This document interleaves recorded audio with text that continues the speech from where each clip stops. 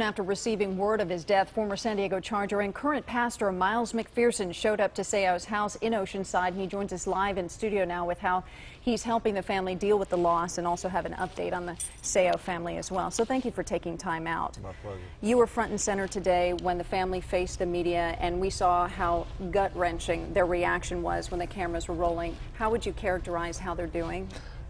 Better tonight. This evening, I got word from the chaplain of the Chargers, who's a close family friend, and they're doing better tonight.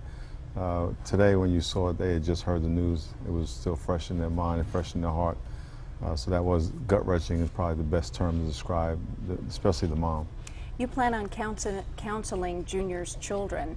How are they doing? Can you describe how they're doing now, or how you plan to be in touch with them, and where do you begin? Well, probably just to listen.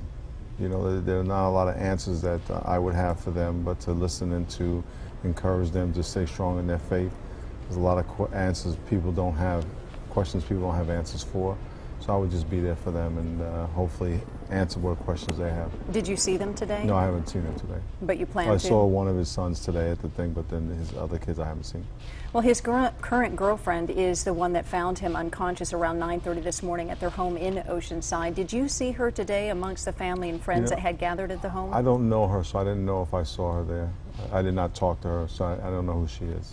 Did anyone in your midst, among the family and friends who had gathered, express they saw any red flags concerning Junior? No, everybody was shocked, just like the whole county is, and felt like Junior was, you know, happy-go-lucky guy. He always was smiling, always happy, so no one expressed any concern or something they saw that would tip them off this was coming. Well, as you knew him, based on his personality and your relationship with him, do you have any idea if this was impulsive on his part or premeditated? What would you speculate?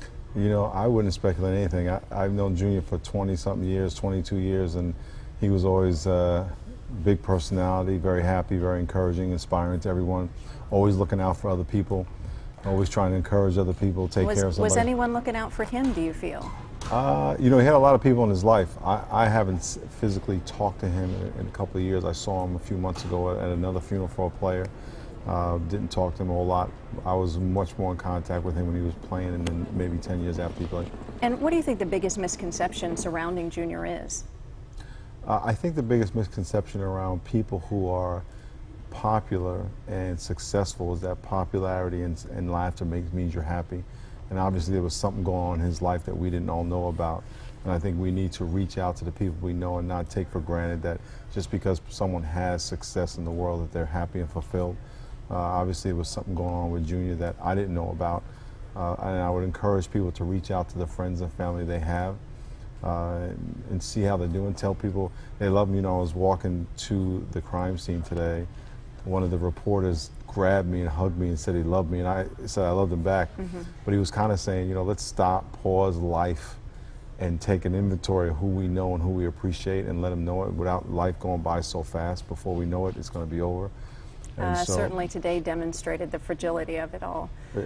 Life is very fragile and it's very brief. It's like yesterday he was getting drafted. You know, it is. Well, we certainly appreciate your unique perspective, and you know, condolences to you. I know this is a rough day for you as well. Well, thank you very much. Nice to see you. God bless you. Miles McPherson. And we're going to